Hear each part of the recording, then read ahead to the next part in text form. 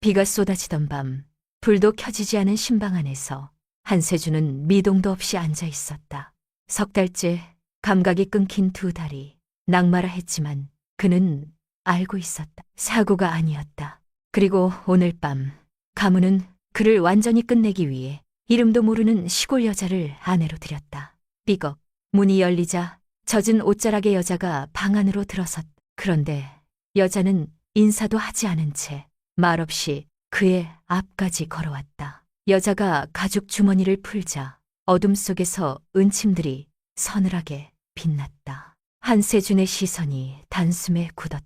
그는 끝났다고 여겼던 자신의 삶이 바로 이 순간 전혀 다른 방향으로 꺾일 줄은 상상도 못했다.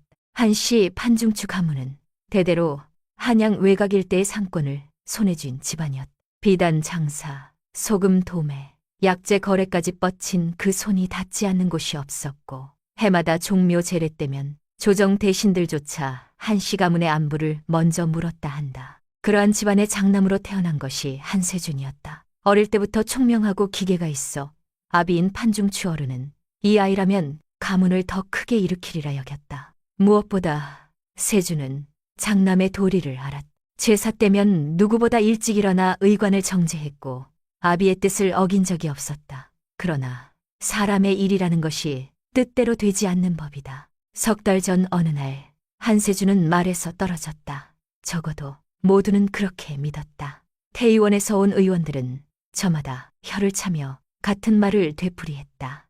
신경이 끊어져 다시는 걷지 못할 것이라고.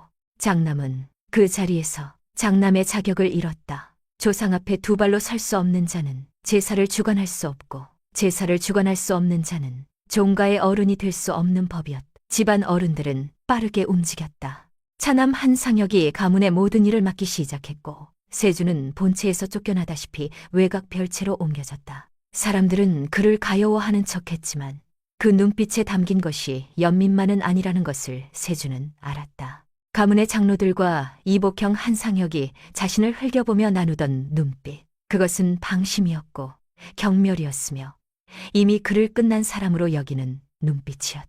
그들은 이 혼례가 세준을 향한 마지막 자비인 것처럼 포장했지만 실상은 그를 완전히 매장하려는 속셈이었다. 아무런 배경도 힘도 없는 여자를 아내로 붙여줌으로써 그가 다시는 재기할 수 없도록 발목을 묶어두려는 것이었다. 혼례날 한상혁은 세준의 어깨에 손을 얹으며 말했다. 잘 됐다. 이제 편히 쉬거라. 그 손의 무게가 관뚜껑을 닫는 것처럼 느껴졌다 한다. 비 오는 밤이었다. 혼례를 치른 날 저녁, 세준은 신방 안에 홀로 앉아 있었다. 촛불 하나 제대로 켜지 않은 방 안에서 그는 빗소리만 들었다.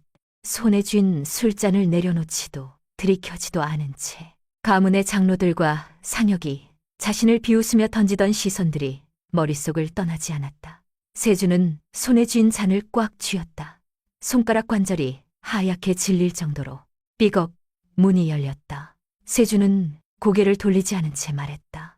나가라 했을 것이다. 나가라. 나가라. 이 방에 들어오지 말라 했는데. 목소리에는 서릿빛 같은 냉기가 서려 있었지만 문을 열고 들어온 사람은 망설임 없이 방 안으로 발을 들여놓았다. 젖은 옷자락이 바닥을 스치는 소리가 들려왔다. 오늘 그의 아내가 된 여자였다. 여자는 화려한 혼례복 대신 낡고 수수한 무명 치마 저고리를 입고 있었다. 머리카락은 대충 묶여 있었고 얼굴에는 분 한 점 없는 창백한 모습이었다. 세준은 자리를 돌려 그녀를 정면으로 바라보았다. 소문대로 촌스럽고 볼품없는 외모였다. 산골에서 약초나 캐러 다니던 여자라 했던가. 세준의 입가에 비틀린 냉소가 떠올랐다. 상혁이 기가 막힌 상대를 골랐군. 나를 모욕하기에 이보다 더 좋은 도구는 없었을 테지. 돈이 필요해서 팔려온 것이냐. 세준이 모욕적인 언사를 던졌지만 여자의 표정은 동요하지 않았다. 그녀는 천천히 방 안을 둘러보더니 구석에 놓인 낡은 다락 아래 자신의 진보다리를 내려놓았다. 그녀의 태도는 지나칠 정도로 침착해서 오히려 세준의 신경을 긁었다. 세준은 참을 수 없는 분노를 느끼며 소리쳤다. 내 말이 안 들리느냐? 당장 나가라. 너 같은 여자가 내 옆에 있는 것을 보는 것만으로도 역겨우니까. 여자는 그제야 세준을 똑바로 쳐다보았다. 그녀의 눈동자는 깊고 어두웠으며 겉모습과는 달리 기이할 정도로 맑은 빛을 띠고 있었다. 그녀는 아무런 대꾸도 없이 문으로 다가가더니 철컥 소리가 나도록 안에서 잠금 장치를 돌렸다. 세준의 미간이 찌푸려졌다. 지금 뭐 하는 짓이냐? 감히 나를 가두겠다는 것이냐? 그가 자리를 옮겨 그녀에게 다가가려 했지만 두 다리는 석 달 전부터 그의 말을 듣지 않았다. 당신이 생각하는 것만큼 상황이 단순하지 않습니다. 여자의 목소리는 낮고 차분했지만 그 안에는 묘한 위압감이 서려 있었다. 그녀는 천천히 세준에게 다가왔다. 방금 전까지 문가에 서 있던 수수한 시골 여자의 모습은 온데간데 없었다. 그녀의 발걸음은 소리 없이 가벼웠고 몸놀림에는 군더더기가 없었다. 세준은 본능적으로 위험을 감지했다. 과거 한양 무반 집안 자제들과 어울리며 익힌 그 감각이 경고음을 울리고 있었다. 너 정체가 무엇이냐? 세준이 낮게 으르렁거렸다. 그는 자리 아래 숨겨둔 호신용 단도로 손을 뻗으려 했다. 하지만 여자의 움직임이 더 빨랐다. 순식간에 거리를 좁힌 그녀는 세준의 손목을 가볍게 낚아챘다. 겉보기에는 가채픈 손이었지만 그 악력은 마치 쇠고랑처럼 단단했다. 세준은 뿌리치려 했으나 하반신을 쓸 수 없는 상태에서 상체의 힘만으로는 그녀를 제압할 수 없었다. 난동 부리지 마십시오. 다친 곳이 더 상할 뿐입니다. 여자는 무심하게 말하며 세준의 손을 자립할 거리에 다시 올려놓았다. 그리고는 주저없이 세준의 마비된 다리 쪽으로 손을 뻗었다. 내 몸에 손대지 마라. 더러운 손 치워. 그가 격렬하게 저항하며 상체를 비틀었지만 여자는 아랑곳하지 않고 그의 바지 끝단을 걷어올렸다. 드러난 세준의 다리는 오랫동안 쓰지 않아 근육이 쪼그라들어 앙상했다. 곳곳에 사고의 흔적인 흉터들이 남아있었다. 세준은 이 모습을 누구에게도, 특히 이런 여자에게 보이고 싶지 않았다. 그것은 그의 마지막 자존심이었다. 그러나 여자의 시선에는 경멸도 동정도 없었다. 마치 고장난 기계를 진단하는 장인의 눈빛처럼 예리하고 분석적이었다. 그녀의 손가락이 세준의 무릎과 발목 주변의 혈자리들을 빠르고 정확하게 눌러보았다.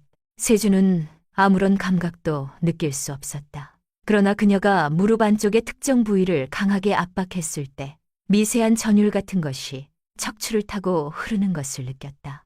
그것은 통증이라기보다는 오래 잠들었던 신경이 잠결해낸 신음 같았다. 세준의 눈이 크게 떠졌다. 방금 그것은 무엇이냐? 착각인가? 경락이 완전히 끊어지지는 않았군요. 여자가 혼잣말처럼 중얼거렸다. 독이 깊이 스며들어 신경을 묶어두고 있을 뿐입니다. 세준은 귀를 의심했다. 사고로 인한 척추 손상이 아니었단 말이냐. 태의원 의원들은 분명히 신경이 손상되어 영구적인 마비가 왔다고 진단했었다. 그는 혼란스러운 표정으로 여자를 노려보았다. 무슨 헛소리를 하는 것이냐. 나는 낙마로 인해, 낙마는 핑계였겠지요. 여자는 세준의 말을 자르며 일어섰다. 그녀는 보따리 안에서 낡은 가죽으로 된 주머니를 꺼내들었다. 그녀가 주머니를 펼치자 어두운 방 안에서 수십 개의 은침들이 차가운 빛을 반사하며 모습을 드러냈다. 길고 짧은 침들이 정갈하게 꽂혀있는 모습은 기괴하면서도 아름다웠다. 세준은 침을 보자마자 본능적으로 몸을 뒤로 젖혔다. 자객인가? 상혁이 결국 나를 죽이려고 보낸 자인가? 그의 머릿속에서 최악의 상황들이 빠르게 스쳐 지나갔다. 사고로 위장된 암살, 혹은 치료를 빙자한 독살, 어느 쪽이든 자리에 묶인 그에게는 절체절명의 위기였다. 긴장 푸십시오. 죽이러 온 것이 아닙니다. 여자는 세준의 생각을 읽은 듯 피식 웃었다. 그녀는 가장 긴 장침 하나를 손끝으로 집어들었다. 가늘고 긴 은침이 그녀의 손가락 사이에서 돌아갔다. 죽일 생각이었으면 나리께서 손목을 잡으려 하셨을 때 이미 목을 긋고도 남았을 것입니다. 그녀의 말은 허풍처럼 들리지 않았다. 세준은 침을 꿀꺽 삼켰다. 그럼 원하는 것이 무엇이냐? 돈이냐? 아니면 이 가문의 무언가냐? 내가 줄 수 있는 것은 아무것도 없다. 나는 버려진 폐이니까. 그는 시간을 벌기 위해 말을 이었다. 여자는 대답 대신 침상 쪽을 턱짓으로 가리켰다. 그런 것은 나중에 이야기합시다. 지금 중요한 것은 나리의 그 썩어가는 다리를 살리는 것입니다. 침상으로 올라가십시오. 당장. 명령하지 마라. 내가 왜 네 말을 들어야 하느냐. 세주는 거부하며 버텼다. 그러나 여자는 한숨을 짧게 내쉬더니 순식간에 세준의 저고리깃과 허리춤을 잡고 그를 들어올렸다. 믿을 수 없는 힘이었다. 세준은 반항할 틈도 없이 허공에 붕 떴다가 침상 위로 내려졌다. 푹신한 여 위로 떨어지는 충격에 그가 앓는 소리를 냈다. 이 여자가 미쳤는가. 세준이 소리치며 상체를 일으키려 했지만 여자는 이미 그의 가슴을 한 손으로 눌러 제압하고 있었다. 그녀의 손바닥에서 전해지는 힘은 거대한 바위처럼 묵직했다. 세준은 굴욕감에 입술을 깨물었다. 자신이 이렇게 무력하게 여자에게 제압당하다니. 이것으로 끝이라 생각하지 마라. 내가 몸만 성했어도 넌 그러니까 성하게 만들어드리겠다는 것입니다. 여자의 목소리가 단호하게 끊고 들어왔다. 그녀는 다른 한 손으로 세준의 저고리 고름을 거칠게 잡아당겼다. 고름이 풀리며 가슴이 드러났다. 세준은 당황하여 눈을 크게 떴다. 지금 무슨 짓을? 여자는 무표정한 얼굴로 세준의 명치와 복부를 손가락으로 짚어가며 혈자리를 찾기 시작했다. 나리의 기혈이 막혀서 다리로 가는 기운이 끊겼습니다. 오늘 밤 안에 뚫지 않으면 영영 걷지 못하게 될 수도 있습니다.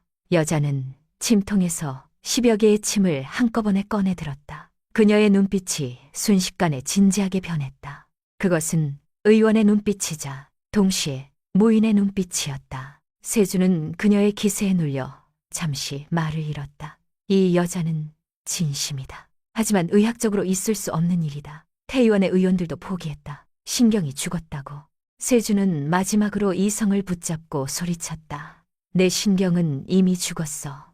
태의원에서도 포기했는데 네가 무슨... 그는 헛된 희망을 갖는 것이 두려웠다. 기대했다가 다시 절망의 구렁텅이로 떨어지는 고통을 더는 겪고 싶지 않았다. 태의원이 못 고친다 하여 불치가 아닙니다. 우리 가문에서는 이것을 봉독혈이라 부릅니다. 여자는 침끝을 알코올 불꽃에 스치듯 소독했다. 붉게 달아오른 침끝이 어둠 속에서 짐승의 눈처럼 빛났다. 그녀는 세준의 눈을 똑바로 응시하며 말했다. 아플 것입니다. 뼈가 으스러지는 것처럼, 살이 찢어지는 것처럼 아플 것입니다. 비명을 질러도 좋습니다. 하지만 움직이면 안 됩니다. 잘못 찔리면 나리께서는 정말로 죽을 수도 있습니다. 세준은 그녀의 눈을 피하지 않았다. 그 눈동자 속에서 그는 기이한 확신을 보았다. 자신을 조롱하던 장로들, 동정하던 의원들, 그리고 스스로를 포기했던 자신과는 전혀 다른 강렬한 생명력과 의지가 그곳에 있었다. 어쩌면, 정말로 어쩌면 이 말도 안 되는 상황이 이 정체불명의 여자가 유일한 동화줄일지도 모른다는 생각이 스쳤다. 해봐라. 세준이 이를 악물며 내뱉었다. 만약 실패하면 내 손으로 너를 죽이겠다. 그것이 그가 할 수 있는 최대한의 허세이자 동이었다. 여자의 입가에 옅은 미소가 스쳤다. 그래야 살아나시죠. 그런 도끼가 있어야. 그녀는 세준의 허벅지 안쪽 깊숙한 곳, 죽어있는 혈자리 위로 침끝을 겨누었다. 바깥의 빗소리가 더욱 거세졌다. 천둥소리가 멀리서 우르릉거리며 별채를 뒤흔들었다. 방 안의 공기는 팽팽하게 당겨진 활시위처럼 긴장감으로 가득 찼다. 여자는 숨을 고르며 내공을 손끝으로 집중시켰다. 그녀의 손에 들린 침이 미세하게 진동하며 웅웅거리는 소리를 냈다. 준비되셨습니까? 여자가 나직하게 물었다. 세준은 대답 대신 침상 시트를 움켜쥐었다. 그의 손등에 핏줄이 터질 듯 솟아올랐다. 차가운 금속이 피부에 닿는 느낌이 들었다. 그리고 곧이어 상상조차 할 수 없었던 불타는 듯한 고통이 하반신을 덮쳐오기 시작했다. 여자는 망설임 없이 첫 번째 침을 꽂아 넣었다.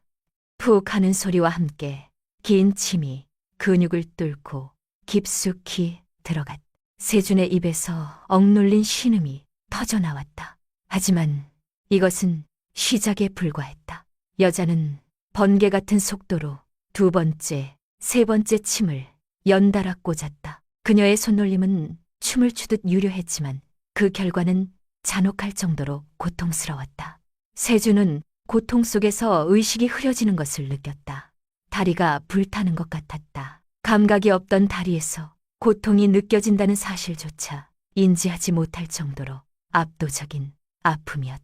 그는 비명을 지르지 않기 위해 입술을 깨물어 피가 흘러나왔다. 여자 역시 이마에서 식은땀이 흘러내려 턱선을 타고 떨어졌다. 땀을 닦을 새도 없이 집중했다. 마지막 침입니다. 여기가 가장 중요합니다. 여자의 목소리가 아득하게 들려왔다. 그녀는 가장 굵고 긴 침을 세준의 척추 끝 꼬리뼈 부근에 조준했다. 이곳은 생명력의 원천이자 마비의 근원이 모여있는 곳이었다. 그녀는 심호흡을 한번 크게 하고는 단숨에 침을 밀어넣었다. 동시에 그녀의 손바닥으로 침머리를 강하게 내리쳤다. 세준이 결국 참지 못하고 비명을 질렀다. 그의 허리가 활처럼 휘어졌다.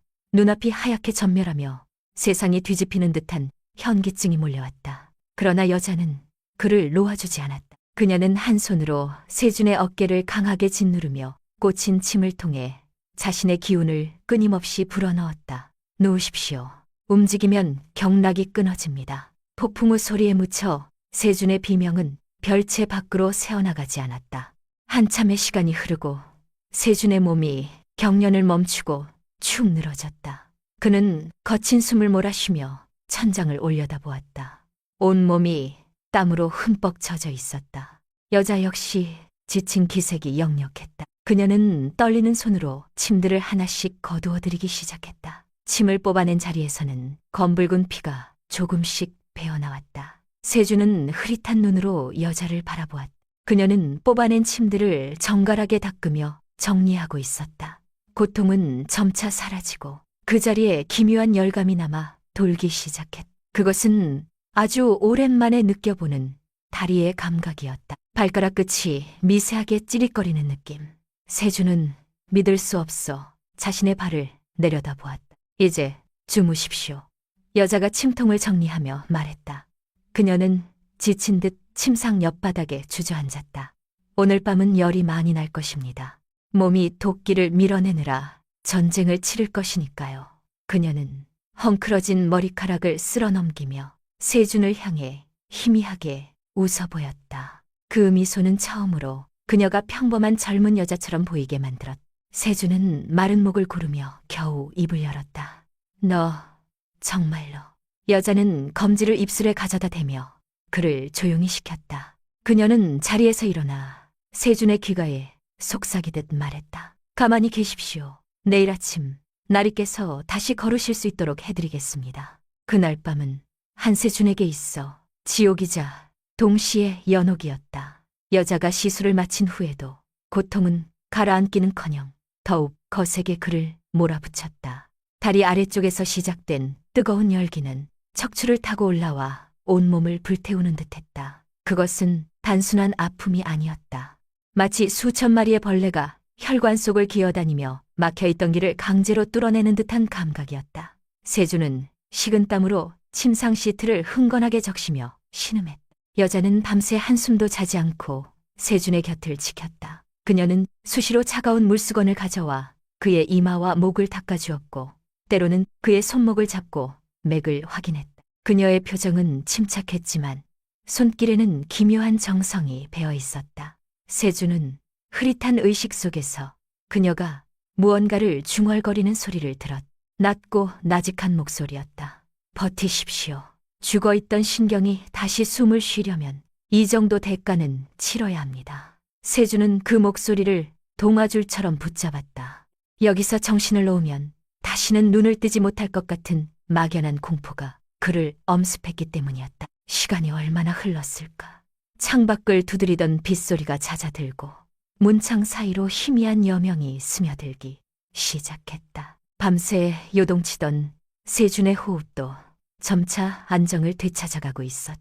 불타오르던 열기는 썰물처럼 빠져나갔고 대신 하반신 전체에 묵직하고 뻐근한 감각만이 남았다. 그것은 지난 석 달 동안 한 번도 느껴보지 못한 존재의 무게감이었다.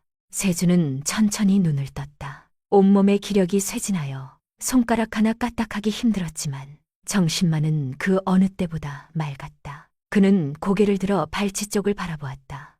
이불 밖으로 삐져나온 자신의 맨발이 보였다. 언제나 창백하고 차가웠던 발에 옅은 혈색이 돌고 있었다. 그는 마른 침을 삼키며 뇌에서 발끝으로 명령을 내렸다. 움직여라. 처음에는 아무런 변화도 없었다. 하지만 세주는 포기하지 않고 집중했다. 여자가 뚫어놓은 그 미세한 틈으로 의지를 밀어넣었. 그리고 그 순간 기적이 일어났다. 오른쪽 엄지발가락이 아주 미세하게 그러나 분명하게 꿈틀거렸다. 세준의 눈이 크게 떠졌다. 환각이 아니었. 분명히 자신의 의지대로 근육이 수축했다. 이완되는 것이 느껴졌. 해내셨군요. 어느새 깨어난 여자가 침상 옆 의자에 앉아 그를 지켜보고 있었다.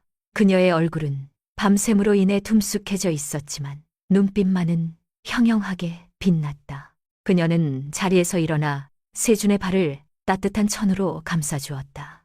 신경이 완전히 이어진 것은 아닙니다. 이제 겨우 신호가 통하기 시작한 것뿐이죠. 하지만 이것이 시작입니다. 세준은 떨리는 목소리로 물었다. 어떻게 이런 것이 가능한 것이냐. 대의원에서는 끊어진 신경은 되살아나지 않는다 했는데 여자는 덤덤하게 대답했다. 나리의 신경은 끊어진 것이 아니라 독에 의해 가사 상태에 빠져 있었던 것입니다. 제가 한 것은 해독과 기혈의 소통이었을 뿐 나머지는 나리의 생명력이 해낸 것입니다. 세주는 상체를 일으켜 벽에 등을 기댔다. 이제 상황을 냉정하게 파악해야 할 때였다. 이 여자는 단순한 시골 처녀가 아니다. 그가 사업 수완을 발동시키며 물었다. 원하는 것이 무엇이냐?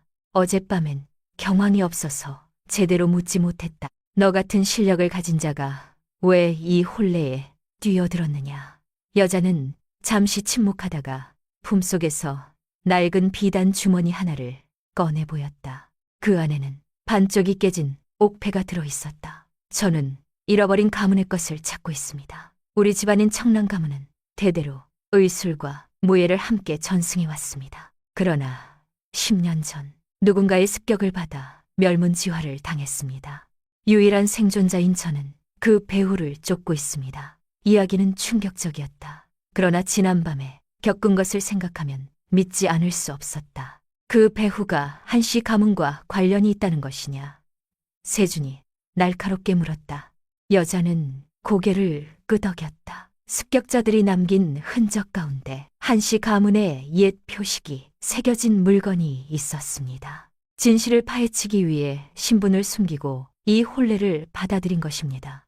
세준은 가만히 그녀를 바라보았다. 기가 막힌 인연이었다. 자신을 이렇게 만든 자들과 그녀의 가문을 멸한 배우가 같은 뿌리를 두고 있을지도 모른다는 사실이 좋다. 이해관계가 맞는군. 세준은 여자를 똑바로 응시하며 말했다. 거래를 하자. 너는 내 다리를 완전히 고쳐라. 그리고 내 신변을 지켜라. 대신 나는 한씨 가문의 안쪽 정보망을 이용해 네가 찾는 그 옥패와 배후를 함께 찾아주겠다. 여자는 잠시 고민하는 듯 하더니 고개를 끄덕였다. 그러나 조건을 덧붙였다. 당분간 나리의 치료에 대해서는 철저하게 비밀로 하셔야 합니다. 특히 상영 나리께는요. 세주는 의아한 표정을 지었다. 왜냐?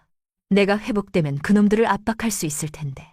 여자는 단호하게 고개를 저었다. 나리께서 걷는다는 사실을 알면 그들은 더 이상 꾸밀 필요를 느끼지 않을 것입니다. 노골적으로 헤아려 들겠지요. 아직 나리께서는 싸울 몸 상태가 아닙니다. 세주는 그녀의 말에 동의할 수밖에 없었다. 지금의 자신은 막 첫걸음을 때려는 아이나 다름없었다. 힘을 기를 때까지는 웅크리고 있어야 했.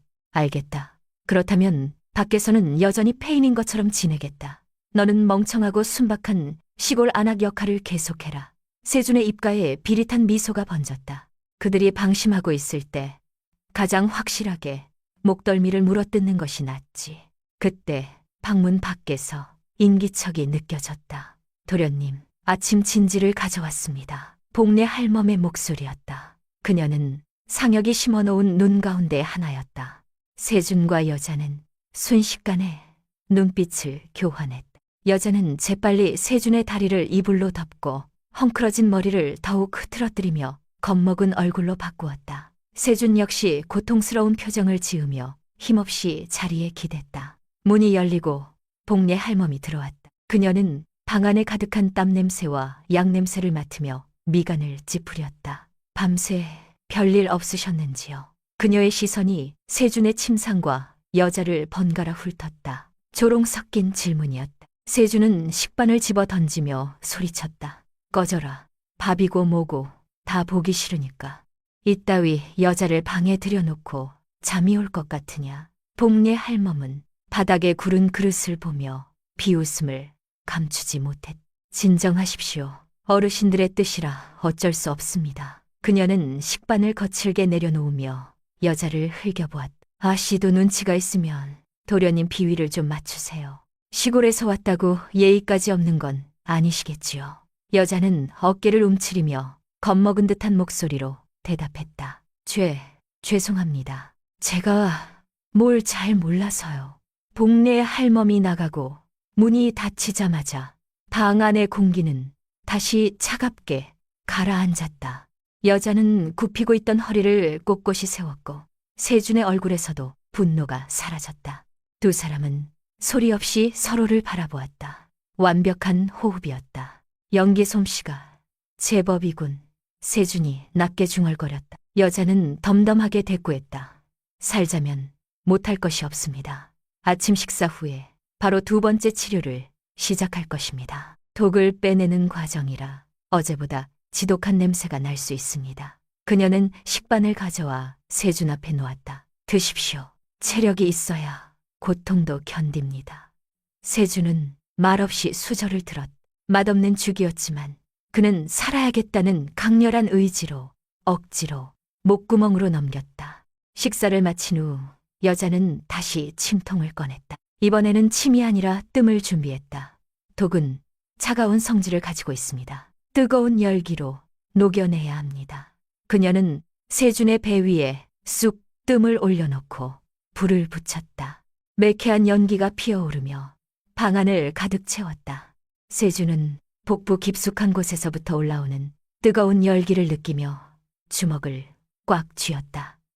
이 독의 이름이 무엇이냐? 세준이 고통을 참으며 물었다.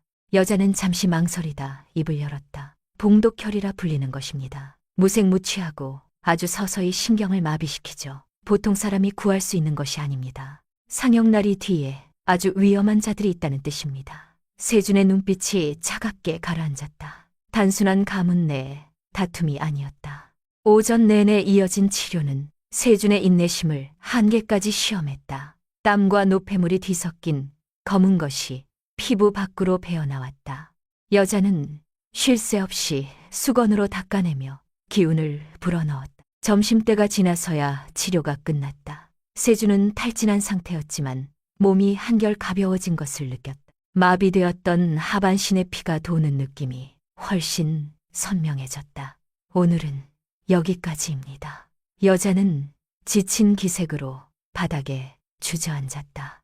세준은 자리에서 그녀를 내려다보았다. 불과 하루 전까지만 해도 혐오스러웠던 그녀가 이제는 유일하게 등을 맡길 수 있는 사람처럼 느껴졌다. 고맙다. 세준이 짧게 말했다. 여자는 고개를 들어 그를 바라보았다. 말로만 하지 마시고 나중에 약속이나 지키십시오. 그때 바깥에서 인기척이 들렸다. 오후 서방이었다. 세준이 유일하게 신뢰하는 하인으로 상혁의 미움을 받아 먼 지방 창고지기로 쫓겨나 있던 자였다. 그가 창문 아래로 밀서 한 장을 밀어 넣었다. 세준은 긴장하며 서신을 펼쳤다. 상혁이 오늘 밤 별채로 사람을 보낸다는 첩보였다. 단순한 감시가 아닌 것 같다는 말도 붙어 있었다. 세준의 눈매가 날카로워졌다. 오늘 밤 손님이 올 것이다. 환영받지 못할 손님들이. 여자는 뜸 도구를 정리하던 손을 멈추고 세준을 보았다. 그녀의 눈빛이 차갑게 변했다. 그렇다면 준비를 해야겠군요. 나리께서는 그냥 누워 계십시오. 집안 청소는 제가 하겠습니다. 여자는 진보다리 깊숙한 곳에서 작은 주머니 몇 개를 더 꺼냈다. 그리고 방 구석구석 창문 틈새와 문지방 아래에 보이지 않게 가루를 뿌리기 시작했다. 무엇을 하는 것이냐? 세준이 물었다. 시골에서는 해충을 쫓을 때 쓰는 특효약입니다. 사람 해충에게도 꽤 잘 듣는 것이죠. 여자가 빙긋 웃었다. 그 미소는 순박해 보였지만 그 안에 담긴 살기는 섬뜩할 정도였다. 폭풍 전야의 고요함이 별채를 감쌌다. 세준은 자리 아래 숨겨둔 단도를 확인했고 여자는 손가락 사이에 숨겨진 침들을 매만졌다. 계약으로 맺어진 부부의 첫 번째 공동작전이 시작되려 하고 있었다. 어둠이 내리고 멀리서 말발굽 소리가 들렸다. 검은 말 두 필이 빗물 웅덩이를 튀기며 별채 마당에 거칠게 멈춰섰다. 말에서 내린 것은 건장한 사내 대 6명이었다. 그들의 선두에는 상혁의 신복이자 뒷일을 도맡아 처리하는 최가가 서 있었다. 그는 번들거리는 가죽신을 신은 발로 진흙 바닥을 지식이며 별채에 현관을 올려다보았다. 그의 입가에는 먹잇감을 앞에 둔 짐승 같은 비열한 웃음이 걸려 있었다. 문 열어라. 안에 있는 거 다 안다. 최가가 현관문을 쾅쾅 두드리며 고함을 질렀다. 낡은 목조문이 부서질 듯 흔들렸다. 세준은 침상에 기댄 채 이불을 허리까지 덮고 있었다. 그의 손은 이불 속에서 단도 자루를 꽉 쥐고 있었다. 시작이군. 그가 낮게 중얼거렸다. 여자는 거울 앞에서 머리를 흐트러뜨리고 온 매무새를 일부러 구기더니 겁에 질린 표정으로 문을 향해 뛰어갔다. 여자가 문을 열자마자 최가가 그녀를 밀치고 안으로 들어왔다. 아이고, 이게 누구신가? 우리 도련님의 새아씨 아니십니까? 그가 비꼬는 말투로 여자를 훑어보았다. 뒤따라 들어온 사내들이 킬킬거리며 진흙 묻은 신을 신은 채 방 안을 활보했다. 여자는 바닥에 넘어지는 척하며 뒤로 물러났다. 누구세요? 왜 이러세요? 그녀의 목소리는 공포에 질려 가늘게 떨렸다. 완벽한 연기였다. 누구긴 도련님이 잘 계신지 걱정돼서 오신 손님들이지. 최가는 거만하게 마루 위에 앉으며 다리를 꼬았다. 그는 탁자 위에 놓인 세준의 술병을 집어들고 벌컥벌컥 마셨다. 술맛 좋네. 한세준 도련님, 다리는 좀 어떠신가? 아직 이아 씨랑 같이 사는 게 고통스러우시진 않은지. 그가 세준이 있는 방 쪽을 향해 소리쳤다. 부하들이 음담 패설을 늘어놓으며 폭소를 터뜨렸다. 세준은 침실문이 열리고 그들이 들이닥칠 때까지 꼼짝도 하지 않았다. 최가와 부하 2명이 들어와 세준을 애워쌌다. 세준은 무력감과 분노가 뒤섞인 표정으로 그들을 노려보았다. 여기가 어디라고 함부로 들어오느냐. 당장 나가라. 하지만 그의 목소리는 힘이 없어 보였다. 최가는 비웃으며 세준의 침상을 발로 툭툭 쳤다. 어디라고 하니? 곧 패인 도련님의 창고나 다름없는 곳이지. 그때 여자가 쟁반에 차를 담아 들고 덜덜 떨며 들어왔다. 저기 차라도 좀 드시고 진정하세요. 그녀는 찻잔을 내려놓으려다 실수인 척 쟁반을 기울였다. 뜨거운 찬물이 최가의 옷에 살짝 튀었다. 아, 죄송합니다. 여자가 황급히 소매로 최가의 옷을 닦으려 했다. 이 미친 여자가. 최가가 화를 내며 여자를 밀쳐냈다. 여자는 바닥에 나뒹굴면서도 끈질기게 최가의 다리와 손목을 잡고 늘어졌다. 제발 때리지만 마세요. 남편이 아프단 말입니다. 그녀의 손가락이 최가의 무릎 뒤쪽과 손목 안쪽의 혈자리를 찰나의 순간에 교묘하게 스치고 지나갔다. 최가는 귀찮은 안악이 매달린다고만 생각했다. 이거 안 놔. 더러운 손 치워. 그가 발길질을 하려는 순간 여자는 쥐새끼처럼 재빨리 뒤로 물러났다. 아이고, 죄송합니다. 제가 손이 둔해서요. 여자는 훌쩍거리며 구석으로 물러나 세준의 곁에 웅크리고 앉았다. 최가는 찝찝한 듯 옷을 털며 마루로 돌아갔다. 뒤져봐라. 숨겨둔 것이 없는지. 그리고 도련님 서신함도 확인해. 그의 명령에 부하들이 집안을 뒤지기 시작했다. 바로 그때 소파에 앉아있던 최가가 갑자기 목을 긁기 시작했다. 아, 왜 이렇게 가렵지? 처음에는 대수롭지 않게 목덜미를 긁었지만 가려움증은 순식간에 온몸으로 번져나갔다. 형님, 저도 좀 이상합니다. 옆에 있던 부하도 팔뚝을 미친 듯이 긁어댔다. 여자가 아까 집안 곳곳에 뿌려두었던 가루가 공기 중에 떠다니며 그들의 피부에 달라붙은 것이었다. 면역이 없는 자에게는 지옥 같은 고통을 선사하는 약초 가루였다. 으아, 이게 뭐야? 최가는 이제 얼굴까지 붉게 달아오른 채 마루를 구르기 시작했다. 긁으면 긁을수록 가려움은 통증으로 변했고 피부는 벌겋게 부어올랐다. 다른 부하들도 상황은 마찬가지였다. 그들은 옷을 뜯어내듯 벗으며 비명을 질렀다. 독충이다. 이 집에 독충이 있다. 누군가 소리쳤다. 공포는 전염병처럼 번졌다. 그 혼란을 틈타 여자는 짐짓 놀란 척 소리쳤다. 어머, 전염병인가 봐요. 이 산속에는 사람 살을 파먹는 귀신벌레가 산다고 했거든요. 그녀의 말은 불난 집에 기름을 부은 격이었다. 고통과 공포에 사로잡힌 자들은 이성적인 판단을 할 수 없었다. 철수다. 당장 나가. 최가가 퉁퉁 부은 혀로 소리쳤다. 그는 다리에 힘이 풀려 비틀거리면서도 필사적으로 현관을 향해 기어갔다. 여자가 혈자리를 건드린 탓에 그의 다리는 마비가 오기 시작해 제대로 걷지 못했다. 부하들이 그를 부축하려 했지만 그들 역시 제 몸 하나 가누기 힘들었다. 서로 엉키고 넘어지며 도망치듯 별채를 빠져나갔다. 말발굽 소리가 요란하게 들리더니 곧 멀어졌다. 별채에는 다시 빗소리와 정적만이 남았다. 세주는 안도의 한숨을 내쉬며 이불을 걷어냈다. 여자는 현관문을 잠그고 돌아왔다. 그녀의 얼굴에서 겁쟁이 시골 안악의 가면은 완전히 사라져 있었다. 대신 차가운 경멸과 만족감이 서려 있었다. 방금 그 가루의 정체가 무엇이냐? 세준이 물었다. 여자는 소매를 털며 대답했다. 쇳기풀과 쇳나무 진액 그리고 몇 가지 약초를 섞어 만든 것입니다. 죽지는 않지만 사흘 밤낮은 가려워서 잠도 못 잘 것입니다. 그녀는 아무렇지 않게 말하며 빗자루를 가져와 그들이 떨어뜨리고 간 흙과 먼지를 쓸어내기 시작했다. 세주는 헛웃음을 터뜨렸다. 무력이나 칼이 아닌 지식과 기술로 상대를 무너뜨리는 방식. 그것은 세준이 장사판에서 구사하던 전략과 묘하게 닮아 있었다. 그리고 아까 최가 그놈 다리를 절던데 그것도 네 짓이냐. 무릎 뒤 위중혈을 쳤습니다. 독기운이 돌면 걷지 못하게 될 것입니다. 병원에 가도 원인을 못 찾을 테니 아마 평생 지팡이를 짚고 다녀야 할지도 모릅니다. 여자는 빗자루질을 멈추고 세준을 바라보았다. 당신을 모욕한 대가치고는 싸게 먹힌 것이지요.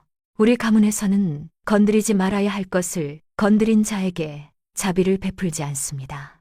세준은 등골이 서늘해짐을 느꼈다. 이 여자가 내 편이어서 다행이었다. 적으로 돌린다면 상혁보다 훨씬 무서운 존재가 될 것이 분명했다. 그날 밤 이후 사흘이 더 흘렀다.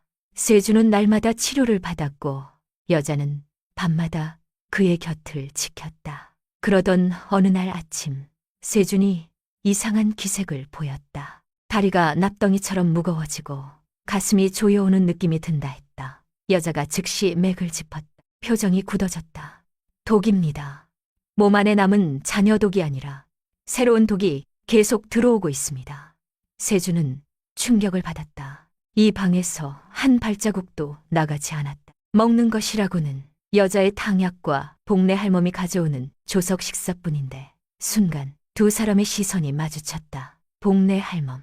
여자는 말없이 방안을 살폈다. 식반도 탕약도 은침에 반응이 없었다. 그러다 그녀의 눈이 방 한쪽에 놓인 향로에 멈추었다. 복내 할멈이 매일 아침 향을 갈아 넣던 그 향로였다. 여자는 떨리는 손으로 향로 뚜껑을 열고 은침을 깊숙이 찔러 넣었다. 잠시 후 침을 꺼내자 은빛이던 침끝이 검푸르게 변해 있었다. 여자의 입에서 낮은 탄식이 흘렀다. 향, 연기에 섞어 넣은 것입니다. 냄새도 없고 맛도 없지만 숨을 쉴 때마다 폐를 통해 온몸으로 스며드는 독입니다. 이것이 매일 밤 나리의 신경을 다시 마비시키고 있었던 것입니다. 세주는 배신감에 몸을 떨었다. 복리의 할멈. 어렸을 때 손을 잡고 걸음마를 가르쳐주던 사람이었는데 세준의 목소리는 차갑게 식어 있었다. 슬픔보다는 분노가 앞섰다. 여자는 세준의 어깨를 감싸주며 말했다. 감상은 나중에 하십시오. 지금은 증거를 잡고 이 상황을 역으로 이용해야 합니다. 오늘 아침 복례 할멈이 향을 갈러올 때가 기회입니다. 잠시 후 복도에서 발소리가 들려왔다. 규칙적이고 느릿한 발걸음 소리였다. 세주는 침상에 누워 자는 척을 했고 여자는 장롱 뒤 어둠 속에 몸을 숨겼다. 문이 열리고 복례 할멈이 들어왔다.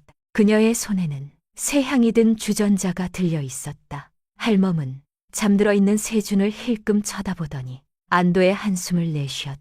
그리고 익숙한 동작으로 향로 쪽으로 다가가 품속에서 작은 약병을 꺼내 향에 몇 방울 떨어뜨리려는 순간이었다.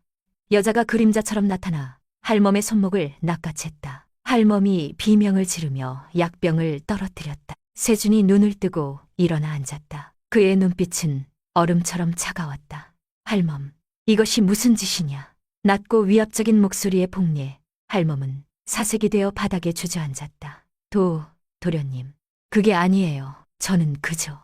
그녀는 말을 잇지 못하고 벌벌 떨었다. 여자는 약병 뚜껑을 열어 냄새를 맡아보고는 차갑게 말했다. 고농축 봉독혈입니다. 이 정도 양이면 한 달 안에 심장이 멈추게 만들 수 있습니다. 누가 시켰습니까? 상영날입니까? 복례 할멈은 고개를 저으며 울음을 터뜨렸다. 살려주십시오, 도련님. 상영날이께서 제 아들이 도박빚으로 사채업자들에게 잡혀 있다고. 이 일을 하지 않으면 아들을 죽이겠다 하셨어요. 뻔한 수법이었다.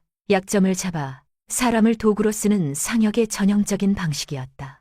세주는 씁쓸한 표정을 지었다. 그래서 내 목숨을 팔아 아들을 구하려 했느냐. 할멈은 바닥에 이마를 미치며 오열했다. 죽을 죄를 지었습니다. 차라리 저를 죽여주십시오. 여자는 냉정하게 할멈을 내려다보았다. 죽는 것은 너무 쉽지요. 그리고 할멈이 사라지면 상영나리는 곧 다른 자를 보낼 것입니다. 우리는 할멈을 이용해야겠습니다. 여자의 눈빛이 번뜩였다. 그녀는 할멈의 턱을 잡아올려 눈을 맞추었다. 지금부터 이중으로 움직이십시오. 상영나리께는 계획대로 진행 중이라 보고하고 나리의 상태가 점점 나빠져 이제는 피를 토하고 혼수 상태에 빠지기 직전이라 전하십시오. 여자는 품에서 붉은 환약 하나를 꺼내 할멈의 입에 밀어넣었다. 할멈은 추측거리며 삼켰다. 방금 드신 것은 단장초라는 약입니다. 일회마다 해독약을 드시지 않으면 창자가 끊어지는 고통이 올 것입니다. 물론 그것은 소화제에 불과했다. 그러나 공포에 질린 할멈에게는 그 어떤 협박보다 강하게 작용했다. 시키시는 대로 다 하겠습니다. 제발. 할멈은 여자의 발치에 엎드려 빌었다. 세준이 싸늘하게 말했다. 가보라. 그리고 오늘부터 향로에는 맹물만 넣어라. 내 눈앞에서 허튼 짓 하다 걸리면 그때는 정말 끝이다. 할멈이 비틀거리며 방을 나가자 여자는 안도의 한숨을 내쉬었다. 이제 독의 근원을 막았으니 진짜 치료를 시작할 수 있겠습니다. 그녀는 세준을 돌아보았다. 오늘 밤 도박을 할 것입니다. 나리의 뼛속에 스민 도끼를 완전히 씻어내는 대법을 씁니다. 뼈를 깎는다는 말이 있지요. 이것은 말 그대로 그 고통입니다. 그러나 이것을 견디면 내일 아침 나리께서는 두 발로 땅을 딛고 서실 수 있을 것입니다. 세준은 주먹을 꽉 쥐었다. 더 이상 물러설 곳은 없었다. 해라. 나는 준비되어 있다. 청아는 욕통에 검은 약물을 가득 채웠다. 화상을 입기 직전까지 뜨거운 약물에서 매캐하고 독한 냄새가 올라왔다. 세준이 온몸을 담그자 피부부터 타들어가는 것 같은 느낌이 들었다. 여자는 세준의 등 뒤에 앉아 척추를 따라 굵은 침들을 꽂으며 기운을 불어넣었다. 호흡을 멈추지 마십시오. 기운을 단전으로 모으십시오. 그녀의 손바닥이 세준의 등에 닿았고 뜨거운 기운이 척추를 타고 흘러들어왔다. 시간이 지날수록 고통은 극에 달했다. 세주는 욕통 테두리를 잡은 손톱이 빠질 정도로 힘을 주었다. 잇몸에서 피가 배어나올 만큼 이를 악물었다. 온몸에서 검은 땀이 비오듯 쏟아져 나와 약물을 더욱 검게 물들였다. 그것은 3년간 그를 잠식하고 있던 독의 찌꺼기들이었다. 여자 역시 온몸이 땀으로 젖은 채 기력을 쏟아붓고 있었다. 조금만 더, 거의 다 왔습니다. 여자의 외침과 함께 세주는 마지막 남은 힘을 짜내어 버텼다. 척추 끝에서부터 뇌까지 번개 같은 전율이 관통했다. 뚝 하는 소리와 함께 무언가가 뚫리는 느낌이 들었다. 세주는 비명을 지르며 고개를 뒤로 젖혔다. 그리고 정신을 잃었다. 얼마나 지났을까. 세준이 다시 눈을 떴을 때는 침상에 누워 있었다. 창밖으로 아침 햇살이 눈부시게 쏟아져 들어오고 있었다. 몸은 솜처럼 무거웠지만 동시에 깃털처럼 가벼웠다. 그는 천천히 상체를 일으켰다. 습관적으로 다리를 손으로 옮기려다 멈칫했다. 다리에 힘이 들어가고 있었다. 여자는 창가에 서서 밖을 내다보고 있었다. 그녀는 세준이 깨어난 기척을 느끼고 뒤를 돌아보았다. 일어나셨군요. 세준의 얼굴은 피로해 보였지만 입가에는 옅은 미소가 걸려 있었다. 한번 해보십시오. 나리의 의지로 그녀는 손을 내밀지 않고 그저 지켜보았다. 세준은 침상 밖으로 다리를 내렸다. 발바닥이 차가운 마룻바닥에 닿았다. 그 감촉이 너무나 생생해서 눈물이 날 것 같았다. 그는 심호흡을 하고 무릎에 힘을 주었다. 허벅지 근육이 팽팽하게 당겨졌다. 떨리는 다리가 바닥을 지탱했다. 천천히, 아주 천천히 그의 몸이 위로 솟아올랐다. 중력을 거스르는 그 순간은 영겁처럼 느껴졌다. 마침내 세주는 완전히 일어섰다. 3년 만이었다. 휠체어에 앉아 올려다보던 세상이 아닌 자신의 눈높이로 세상을 마주하는 순간이었다. 무릎이 후들거리고 식은땀이 흘렀지만 그는 쓰러지지 않았다. 세주는 떨리는 목소리로 그녀의 이름을 불렀다. 청아야. 그가 처음으로 그녀의 이름을 불렀다. 목이 메어 말이 잘 나오지 않았다. 여자는 그에게 다가와 어깨를 부축해 주었다. 축하드립니다. 한세준 나리. 이제 나리께서는 다시 맹수이십니다. 그녀의 목소리도 감격에 젖어 있었다. 세주는 청아를 바라보았다. 이 작고 강인한 여자가 자신을 구원했다. 그는 마음속으로 맹세했다. 그녀가 찾는 것을 반드시 찾아주겠노라고. 그리고 자신을 이렇게 만든 자들을 절대 용서하지 않겠노라고. 이제 다음 단계로 넘어갑시다. 청아가 말했다. 한시 가문 50년, 대제가 사흘 뒤입니다. 상영나리는 나리께서 다 죽어가는 줄 알고 있을 것이니 방심하고 있을 것입니다. 세주는 고개를 끄덕였다. 그 대제가 놈들의 장례식이 될 것이다. 내가 두 발로 걸어 재래마당에 들어서는 순간 그들의 표정이 어떨지 벌써부터 기대되는군. 세주는 다시 자리에 앉았다. 아직 오래 서 있기에는 무리였다. 하지만 이제 그는 언제든 일어설 수 있다는 확신을 가졌다. 그는 오서방에게 밀서를 써서 창문 너머로 건넸다. 준비는 끝났다. 날은 대제일이다. 깨끗한 도포를 준비해 두어라. 사흘 동안 세준은 걷는 연습을 했다. 청아는 세준에게 몸을 지키는 기본 술기도 가르치기 시작했다. 나리께서는 이제 걷는 것뿐만 아니라 위급 상황에서 몸을 보호하실 수 있어야 합니다. 세준은 스펀지처럼 그녀의 가르침을 흡수했다. 과거의 감각이 빠르게 되살아나고 있었다. 그는 거울 속에 비친 자신의 모습을 보았다. 더 이상 나약한 폐인이 아니었다. 한씨 가문의 진정한 장남이자 복수의 의지를 품은 자였다. 밤이 깊어갔다. 세주는 잠든 청아의 얼굴을 잠시 바라보았다. 그녀는 자리 옆바닥에서 쪽잠을 자고 있었다. 그는 조용히 이불을 가져와 그녀에게 덮어주었다. 고맙다. 그리고 미안하다. 그는 속으로만 중얼거렸다. 이제 곧 그들은 호랑이 굴로 들어간다. 무슨 일이 있어도 그녀만은 지키리라 다짐하며 세주는 주먹을 불끈 쥐었다. 한씨 가문의 50년 대제는 본체 앞마당에서 성대하게 열렸다. 화롯불이 마당 곳곳에서 타오르고 인근 고을의 향반들과 상단 어른들이 한자리에 모여 인사를 나누고 있었다. 재래악이 은은하게 흐르는 가운데 갓과 도포를 차려입은 사람들은 제주를 들고 가식적인 덕담을 주고받았다. 그곳은 체면과 권세, 그리고 탐욕이 뒤엉킨 화려한 전장이었다. 앞마당 입구 쪽이 갑자기 소란스러워지며 사람들의 시선이 한 곳으로 쏠렸다. 가마에 실린 한세준이 도착했기 때문이었다. 세준은 단정한 도포를 입고 차가운 무표정으로 정면을 응시하고 있었다. 비록 가마 안에 앉아 있었지만 그에게서 풍기는 기운과 위압감은 주변 사람들을 압도하기에 충분했다. 사람들은 수군거리기 시작했다. 저희가 그 쫓겨난 장남인가? 몰골이 말이 아니군. 옆에 있는 안악은 누구지? 청아는 세준의 옆에서 전혀 위축되지 않은 채 당당하게 서 있었다. 그녀는 화려한 비단 대신 수수한 옥색 치마 저고리를 입고 있었는데 그것이 오히려 그녀의 고든 자태와 맑은 피부를 더욱 돋보이게 했다. 머리를 단정하게 올리고 옅은 화장을 한 그녀의 모습에서 촌스러운 산골 처녀의 흔적은 찾아볼 수 없었다. 그녀의 눈빛은 차분하면서도 예리하게 좌중을 훑고 있었다.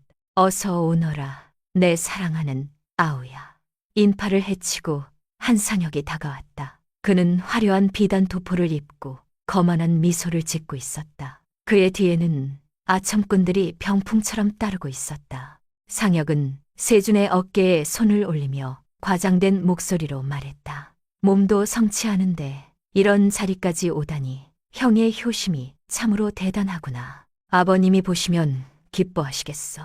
세준은 상혁의 손을 눈길 한번 주지 않고 무시했다.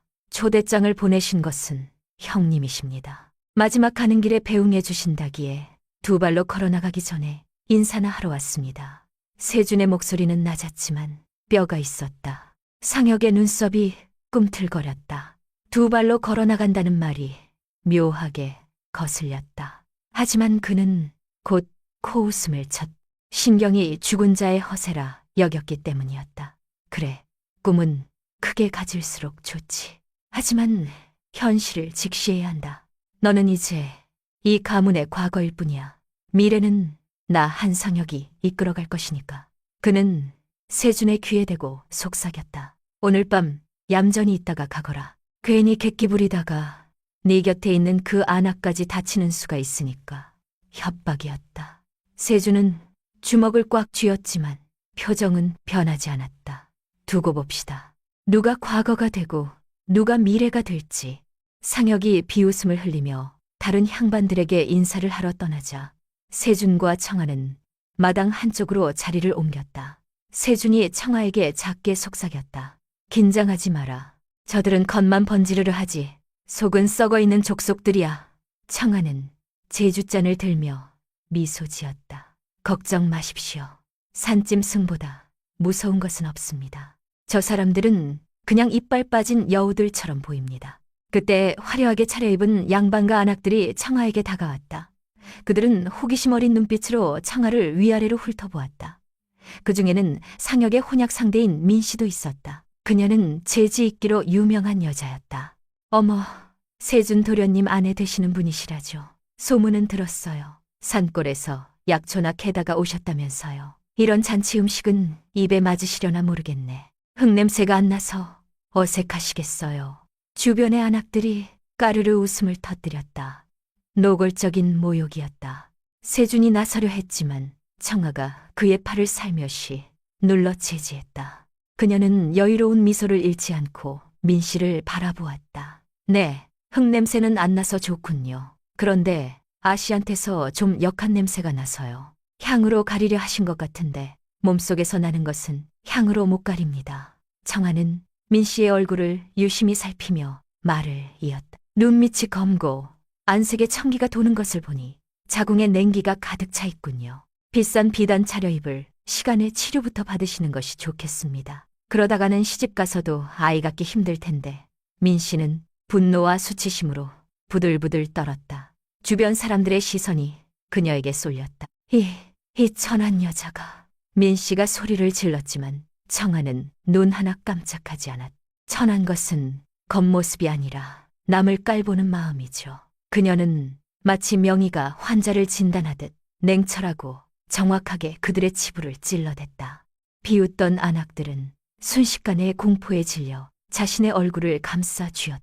분위기는 순식간에 반전되었다. 청아를 조롱하려던 무리는 오히려 자신들의 약점이 드러날까봐 슬금슬금 뒷걸음질 쳤다. 세주는 그 광경을 보며 속으로 쾌재를 불렀다. 청아는 정말이지 물건이었다.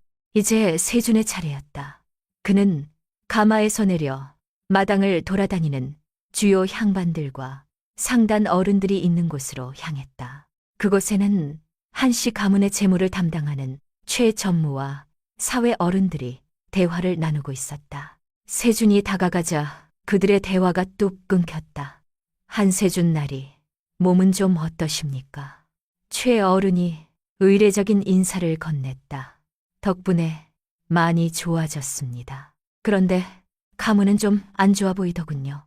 세준은 부드럽게 웃으며 대답했다. 최근 파남에 세운 유령 상단 때문에 자금 흐름이 막히고 있다는 소문을 들었습니다. 세준의 입에서 나온 구체적인 상단 이름에 최 어른의 얼굴이 사색이 되었다. 그 상단은 상혁이 비자금을 조성하기 위해 만든 것이었고 최 어른이 그 실무를 담당하고 있었기 때문이었다. 그게 무슨 헛소문입니까? 어디서 그런 말씀을? 세준은 목소리를 낮춰 은밀하게 말했다. 헛소문이면 다행입니다. 하지만 만약 그 장부가 관아의 손에 들어간다면 어른께서 가장 먼저 곤란해지시겠지요. 상혁나리는 꼬리 자르기에 명수이시니까요. 세준의 눈빛이 날카롭게 빛났다. 최 어른은 등골에 식은땀이 흐르는 것을 느꼈다. 세준이 알고 있다. 그것도 아주 정확하게. 주변에 있던 다른 어른들도 세준의 말에 귀를 기울이기 시작했다. 상혁의 독단적인 처사에 불만을 품고 있던 그들은 세준의 등장에 묘한 기류를 감지했다. 재래가 무르익고 재주가 오가는 시각이었다. 상혁이 마침내 향반들 앞에 서서 선언하려 자리에서 일어났다. 여러분, 오늘 한씨 가문의 50년 대제를 맞이하여 바로 그 순간이었다. 오서방이 멀리서 고개를 끄덕였다. 세준은 가마에서 천천히 몸을 일으켰다. 아무도 도와주지 않았다. 아무것도 잡지 않았다. 그는 두 다리로 땅을 딛고 일어섰다. 장내가 일순 조용해졌다. 폐인이 걷는다.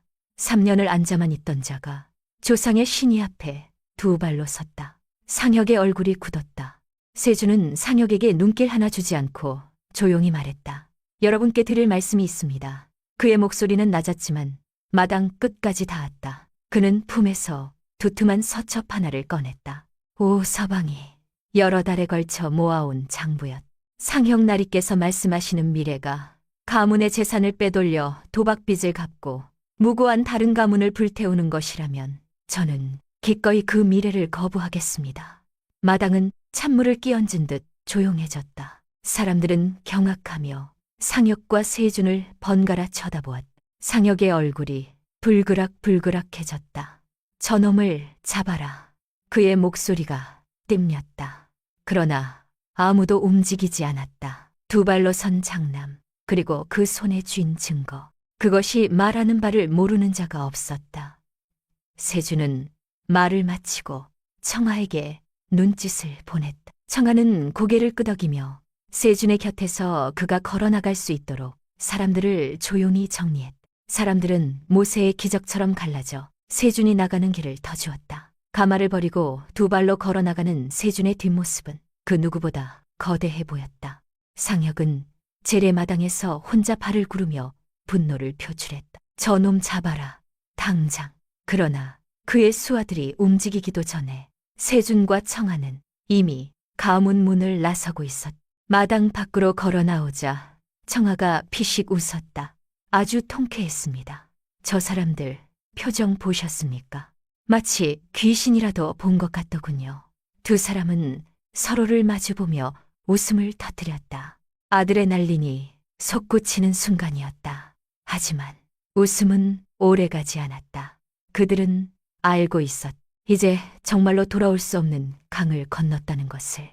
지금부터가 진짜입니다. 청아가 정색하며 말했다. 상혁나리는 자존심에 큰 상처를 입었습니다. 오늘 밤 안에 움직이겠지요. 그러나 두 사람이 가무문을 나선 것은 끝이 아니라 시작이었다. 오 서방이 골목 어귀에 말 두 피를 대기시켜 두었다. 세준과 청아가 말에 오르자마자 뒤쪽 골목에서 말 발굽 소리가 울렸다. 상혁의 수하들이었다. 중공널로 성혁의 수하들이었다. 검은 도포를 입은 기마대 서너시 횃불을 들고 맹렬하게 따라붙었다. 잡아라. 절대 놓치지 마라. 선두의 선자의 고함이 밤 공기를 찢었다. 세준은 고삐를 당기며 청아를 보았다.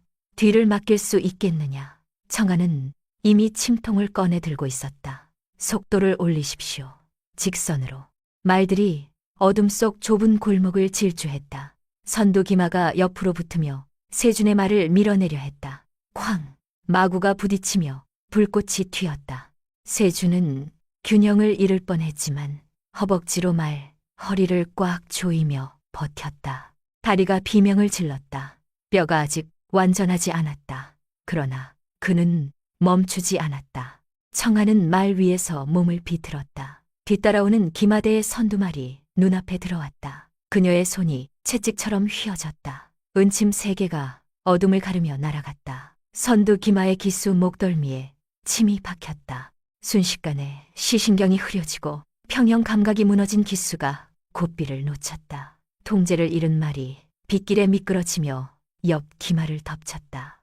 둔탁한 충돌음과 함께 두 기마가 뒤엉켜 골목 구석으로 쏠렸다. 흙먼지와 집더미가 솟구쳤다. 해냈어요. 오 서방이 앞에서 외쳤다. 그러나 기쁨도 잠시였다. 남은 기마 하나가 끈질기게 따라붙었다. 좁은 골목이 끝나고 강변대로로 접어드는 순간 기마의 기수가 팔을 크게 휘둘렀다. 날아온 쇠사슬이 세준의 말 뒷다리를 감았다. 말이 울부짖으며 앞다리를 치켜 세웠다. 세준이 허공으로 튕겨나갔다.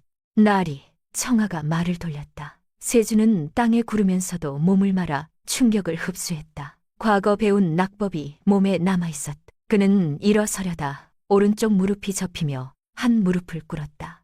기수가 말에서 내려 세준을 향해 달려들었다. 칼이 번뜩였다. 세준은 이를 악물고 옆으로 몸을 굴려 칼날을 피했다. 그 순간 청아가 말에서 뛰어내렸다. 그녀는 공중에서 몸을 비틀어 기수의 등 뒤로 내려앉으며 침으로 목 뒤 풍지혈을 찔렀다. 기수는 비명도 지르지 못하고 그대로 앞으로 쓰러졌다. 정적이 흘렀다. 강물 소리만이 들렸다. 청아는 세준에게 달려와 무릎을 살폈다. 무릎이 괜찮으십니까? 세준은 씩 웃었다. 죽지는 않았다. 그는 청아의 손을 빌려 일어섰다. 강바람이 두 사람의 머리카락을 흩날렸다. 대단하군. 말 위에서 침을 던지다니. 청아는 어깨를 털며 말했다. 어릴 때부터 훈련한 것입니다. 우리 가문에서는 앉아서 고치는 것만큼 움직이며 지키는 것도 가르쳤으니까요. 세준은 그녀를 바라보았다. 처음 신방에서 가죽 주머니를 펼치던 그 여자가 지금 이 자리에 있다. 그는 말없이 고개를 끄덕였다. 말이 필요 없는 순간이었다. 그날 밤 세준과 청아는 미리 준비해둔 오서방의 집으로 몸을 옮겼다. 세준은 가져온 장부를 꺼내 관아에 넘길 준비를 했다. 그러나 더 중요한 일이 남아있었다. 배행수. 그가 바로 다음 수였. 배행수는 이 지역 사채 시장을 쥐락펴락하는 거물로 상역의 가장 큰 자금줄이었다. 배행수 어른이 앓고 계신 두통 증세가 깊어서 어떤 의원도 고치지 못했다 하지요. 청아가 의미심장한 미소를 지었다. 제 차례군요. 그분의 병을 고쳐드리고 그 대가로 상역나리의 차명장부를 받아내는 것입니다. 이튿날 아침 세준과 청아는 배행수의 저택을 찾아갔다. 높은 담벼락으로 둘러싸인 저택 대문 앞에서 건장한 경호꾼들이 앞을 막았다. 여기가 어디라고 함부로 드느냐. 행수님은 지금 아무도 만나지 않으신다. 경호대장이 위협적인 표정으로 말했다. 세준은 물러서지 않고 차분하게 말했다. 행수님을 살리러 왔다. 한시 가문의 장남이 직접 왔다는 것을 전하라. 그때 안에서 비명에 가까운 신음소리가 들려왔다. 다 꺼져. 내 머리가 깨질 것 같다. 배행수의 목소리였다. 청아는 대문 너머를 응시하며 나직하게 말했다. 뇌혈에 사기가 가득 찼군요. 저대로 두면 오늘을 넘기기 힘드실 것입니다. 그녀의 목소리는 작았지만 명확했다.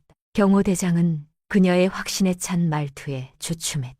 세주는 그 틈을 놓치지 않고 말했다. 내 목숨을 걸고 보장한다. 만약 고치지 못하면 내 발로 기어서 나가겠다. 한시 가문의 장남이 목숨을 걸었다는 말에 경호꾼들의 태도가 변했다. 잠시 후 무전이 오가고 대문이 열렸다. 방 안에는 수십 개의 침을 꽂은 채 고통스러워하는 노인이 누워 있었다. 내 놈들이냐. 나를 살리러 왔다는 것이. 배행수는 충혈된 눈으로 그들을 노려보았다. 그의 얼굴은 검붉게 달아올라 있었다. 청아는 말없이 다가가 배행수의 손목을 잡았다. 화병이 극에 달해 풍이 왔군요. 게다가 잘못된 처방으로 독한 약을 너무 많이 써서 기가 버티지 못하고 있습니다. 주변에 서 있던 의원들이 발끈했다. 이 건방진 계집이 어디서 감히 훈수를 두느냐. 청아는 그들을 차갑게 일갈했다. 열이 펄펄 끓는 분에게 인삼과 부자를 쓰셨습니까? 불에 기름을 부은 것입니다. 당신들이 이분을 죽이고 있었던 것입니다. 주치애들은 얼굴이 붉어지며 반박하지 못했다. 청아는 망설임 없이 배행수의 귀 뒤쪽과 손가락 끝 10곳을 사열침으로 찔렀다. 검은색에 가까운 피가 솟구쳐 나왔다. 배행수는 신음을 흘렸지만 청아는 멈추지 않고 머리 정수리에 굵은 침을 꽂았다. 배행수의 몸이 활처럼 휘었다. 세주는 긴장한 채 그 과정을 지켜보았다. 시간이 지나자 배행수의 거칠었던 숨소리가 점차 잦아들었다. 검불던 얼굴색이 돌아오고 돌아갔던 입도 제자리를 찾아가기 시작했다. 무엇보다 깨질 듯하던 두통이 거짓말처럼 사라졌다. 배행수는 믿을 수 없다는 표정으로 자신의 머리를 만져보았다. 머리가 맑아졌다. 돌덩이 같던 어깨도 가벼워지고 그는 청아를 경이로운 눈빛으로 바라보았다. 자네 대체 정체가 무엇인가? 그는 신의 손이라도 가진 것인가? 청아는 피 묻은 침을 정리하며 담담하게 말했다. 막힌 곳을 뚫었을 뿐입니다. 하지만 완치는 아닙니다. 앞으로 한 달은 꾸준히 치료받으셔야 합니다. 배행수는 자리에서 일어나 앉으며 호탕하게 말했다. 내 목숨을 살렸으니 소원이라도 들어줘야겠군. 원하는 것이 무엇인가? 세준이 앞으로 나섰다. 돈은 필요 없습니다. 저희가 원하는 것은 정입니다. 그는 품에서 서류봉투 하나를 꺼내 배행수 앞에 내려놓았다. 그것은 상혁이 빼돌린 자금 내역과 배행수가 투자한 돈을 횡령한 증거들이 담긴 장부였다. 상혁 나리께서 행수님의 자금을 관리해준다는 명목으로 수익의 3할을 몰래 착복하고 있었습니다. 그리고 그 돈으로 도박빚을 갚고 있었습니다. 배행수의 눈빛이 순식간에 살기로 번득였다. 그는 장부를 낚아채 빠르게 훑어보았다. 페이지가 넘어갈수록 그의 손이 부들부들 떨렸다. 이 배은망덕한 놈이 내 돈으로 장난을 쳤어. 세주는 기름을 더 부었다. 상혁나리께서는 행수님을 늙은 호랑이라 비웃더군요. 이빨이 빠져서 속여먹기 쉽다고요. 배행수는 찻잔을 집어던지며 고함을 질렀다. 당장 상혁 그놈의 자금줄을 끊어라. 그리고 내 지분 전량을 한세준 나리에게 위임하겠다. 가문 대의에서 그놈의 목을 쳐버려라. 배행수는 즉시 비복을 불러 상혁에 대한 모든 대출 회수와 투자 중단을 지시했다. 세준과 청아는 회심의 미소를 교환했다. 원적의 가장 강력한 우군을 얻은 순간이었다. 배행수는 세준의 손을 잡으며 말했다. 나리, 다리도 불편하신데 대단하십니다. 내 눈은 틀리지 않아. 나리가 진짜 물건이시오. 세준은 꼿꼿하게 서서 대답했다. 감사합니다. 다리는 이제 괜찮습니다. 세준이 걷는 모습을 보여주자 배행수는 다시 한번 놀라 입을 다물지 못했다. 그날 오후 한시 가문은 발칵 뒤집혔다.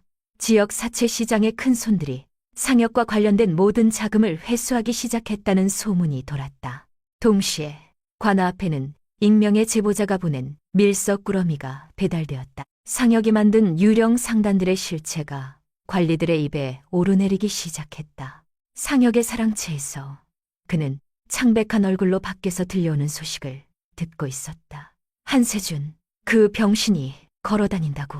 그는 물건을 집어던지며 발광했다. 서방의 집에 도착한 것은 깊은 밤이었다. 청아는 세준을 방 안으로 이끌더니 말없이 대야에 따뜻한 물을 받아왔다. 그리고 세준의 발 앞에 무릎을 꿇고 앉아 흙과 핏자국이 뒤엉킨 발을 천천히 씻기기 시작했다. 세준은 당황했다. 이게 무슨 짓이냐. 내가 할 수 있다. 청아는 고개를 들지 않은 채 말했다. 오늘 무릎에 무리가 갔습니다. 혈이 막히면 내일 못 걷습니다. 의원이 하는 일이니 가만히 계십시오. 그녀의 손가락이 발목 안쪽 혈자리를 꾹꾹 눌러가며 뭉친 혈을 풀었다. 세준은 아무 말도 하지 못했다. 발을 씻기던 청아의 손이 잠시 멈추었다. 그녀는 세준의 오른쪽 무릎 아래 말에서 떨어질 때 긁힌 상처를 발견했다. 말없이 약통에서 고약을 꺼내 발랐다. 차갑고 매운 냄새가 났다. 세준은 그 손을 내려다보았다. 첫날 밤 침을 들고 들어오던 손, 밤새 이마를 닦아주던 손, 말 위에서 침을 던지던 손, 그리고 지금 진흙 묻은 자신의 발을 씻기는 손. 세준은 입을 열었다가 닫았다. 할 말이 너무 많아서 아무 말도 나오지 않는 종류의 침묵이었다. 청아는 수건으로 물기를 닦으며 말했다. 다 됐습니다. 그녀는 일어서려 했다. 세준이 그녀의 손목을 잡았다. 가볍게, 그러나 분명하게. 청아가 멈추었다. 두 사람은 잠시 서로를 바라보았다. 세준이 먼저 시선을 거두며 말했다. 고맙다. 두 글자였다. 그러는 청아는 대답 대신 약통을 정리하며 일어섰다. 그러나 그녀의 귀끝이 붉어져 있었다. 한편 세준은 오서방의 집 사랑방에서 서신들을 검토하고 있었다. 청아는 옆에서 약재를 분류하며 말했다. 이제 방비할 준비가 되신 것입니까? 세준은 먹을 갈며 차갑게 미소 지었다.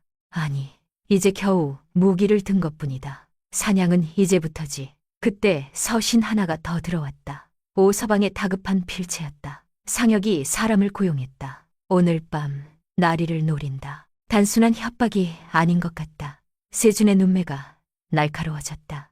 오늘 밤 손님이 또 올 것 같군. 청아는 바느질하던 손을 멈추고 세준을 보았다.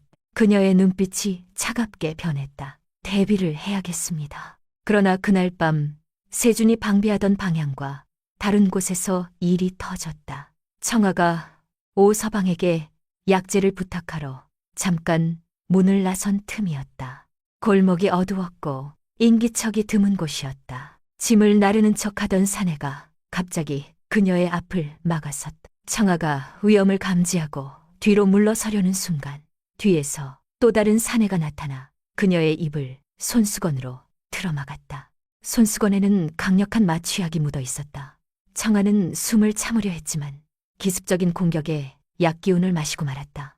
그녀의 의식이 흐려졌다. 청아는 마지막 힘을 다해 손에 쥐고 있던 약봉지를 바닥에 떨어뜨리고 발 뒤꿈치로 마루를 강하게 찍어 소리를 냈다. 그러나 두꺼운 기름종이 바닥은 소리를 먹어버렸다. 사내들은 쓰러지는 청아를 능숙하게 짐 더미 안에 싣고 유유히 사라졌다. 20분 뒤 세준은 청아가 돌아오지 않자 불안감을 느꼈다. 오, 서방, 청아 위치를 확인해라. 오 서방이 급히 나갔다가 돌아왔다. 날이 골목 바닥에 약봉지가 떨어져 있었습니다. 그리고 성박 쪽으로 사람이 실려간 것을 본 자가 있다 합니다. 세준의 심장이 덜컥 내려앉았다. 납치였다. 그는 겉옷도 챙기지 않고 일어섰다. 그때 밀서 하나가 들어왔다. 상혁의 필체였다. 한 시진 안에 혼자 오너라. 관아에 알리거나 사람을 데려오면 그 안악의 손가락을 하나씩 잘라 보내주겠다. 장소는 성박 폐창고다. 세준은 서신을 쥔 손을 부들부들 떨었다. 주먹으로 기둥을 내리쳤다.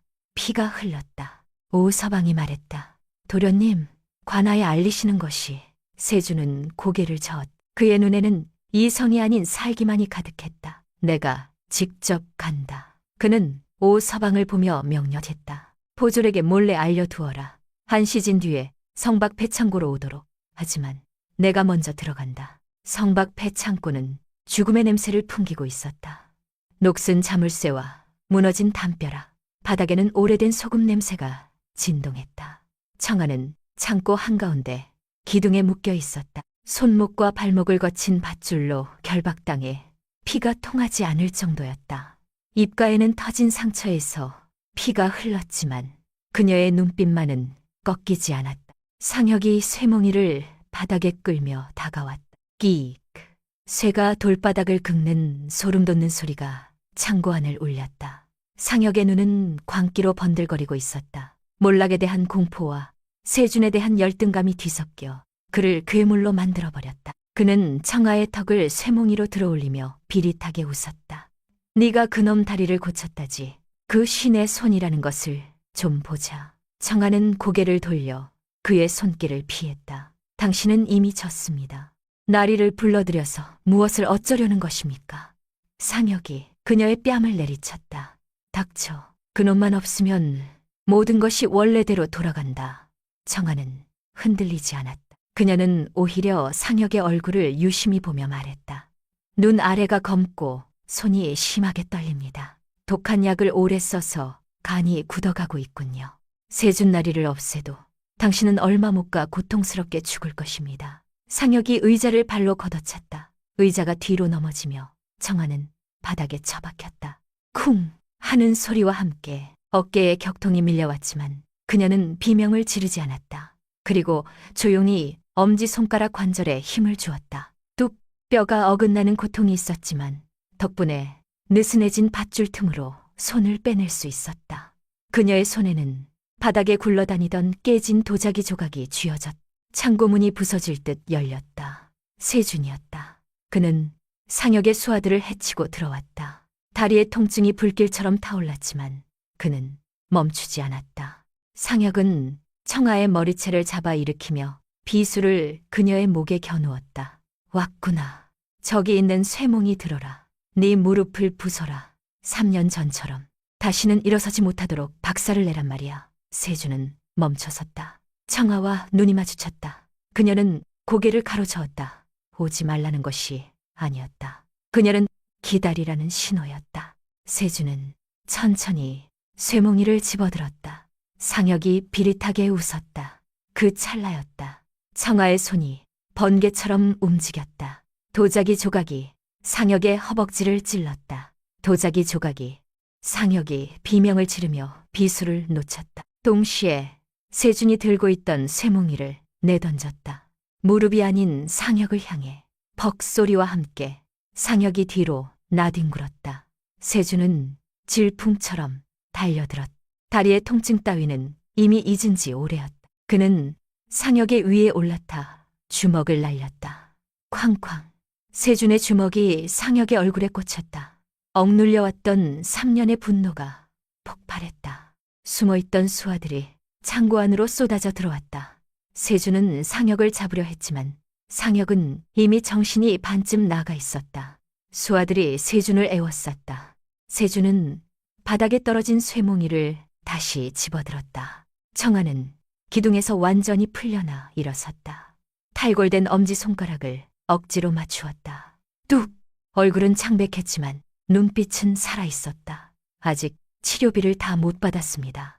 둘은 등을 맞댔다. 청아는 품속에 숨겨두었던 마지막 침들을 손에 쥐었다. 두 사람은 포위된 채 서로의 등을 기댔다. 미안하다. 내 복수에 너까지 끌어들여서. 세준이 거친 숨을 몰아쉬며 말했다. 청아는 피 묻은 손으로 그의 손을 꽉 잡았다. 사과는 나중에 하십시오. 지금은 살아서 나가는 것이 먼저입니다. 그래, 같이 가자. 청아는 달려드는 수하들을 향해 손을 뿌렸다. 침들이 산탄처럼 퍼지며 무릎과 발목 혈자리에 박혔다. 달려오던 자들이 다리에 힘이 풀려 그 자리에 고꾸라졌다. 세준은 그 사이를 헤집으며 몽이를 휘둘렀다. 3년간 앉아서 머릿속으로 수없이 그려보았던 것들이 몸으로 터져나왔다. 혼전이 이어지던 중 쓰러져 있던 상혁이 비틀거리며 일어나 바닥에 떨어진 비수를 집어들었다. 죽어라. 다 죽어버려. 그가 쉰 목소리로 절규하며 비수를 세준에게 겨누었다. 세준은 본능적으로 위험을 감지했다. 그는 청아를 밀쳐내며 몸을 날렸다. 비수는 세준의 어깨를 스치고 지나가 뒤에 있던 나무 기둥에 박혔다. 세준은 고통을 참으며 바닥을 굴러 상혁에게 접근했다. 아직도 정신을 못 차렸군. 세준이 낮게 말하며 도약했다. 세준은 상혁의 멱살을 잡고 그대로 벽으로 밀어붙였다. 상혁은 고통에 몸부림치며 발버둥 쳤지만 세준의 악력은 강철 같았다. 이것으로 끝이다, 형. 세준의 목소리는 차갑게 가라앉아 있었다. 그는 주먹을 들어 상혁의 얼굴을 가격하려다 멈추었다. 상혁은 공포에 질려 눈을 질끈 감았다. 그러나 주먹은 날아오지 않았다. 세준은 그를 경멸 어린 눈빛으로 내려다보며 멱살을 잡은 손에서 힘을 풀었다. 상혁은 힘없이 바닥으로 미끄러져 내렸다. 네 얼굴을 치는 것조차 내 손이 더러워질 것 같군. 내 죗값은 관아에서 치르도록 해라. 그것이 네가 가장 두려워하는 지옥일 테니까. 세준은 돌아섰다. 상혁은 믿을 수 없다는 듯 멍하니 세준의 등만 바라보았다. 자신이 그토록 무시하고 짓밟으려 했던 아우는 이제 그가 올려다볼 수조차 없는 사람이 되어 있었다. 그때 창고 밖에서 요란한 발소리가 들렸다. 오 서방이 미리 알려둔 포졸들이 횃불을 들고 들이닥쳤다. 손 들어라. 전원무기 버리고 엎드려라. 포졸들의 외침이 창고를 가득 채웠다. 수하들은 무기를 버리고 바닥에 엎드렸다. 상혁은 그 자리에서 포박되었다. 그는 끌려가면서도 세준을 향해 악을 썼다. 이게 끝이라 생각하지 마라. 내가 반드시. 그러나 세준은 그를 쳐다보지 않았다. 오 서방이 헐레벌떡 뛰어들어와 세준과 청아를 찾았다. 날이 괜찮으십니까? 세준은 피투성이가 된 채 청아를 부축하고 있었다. 청아의 옷은 찢어지고 온몸에 상처가 가득했지만 세준을 보며 환하게 웃고 있었다. 이긴 것이지요. 그녀가 힘없는 목소리로 물었다.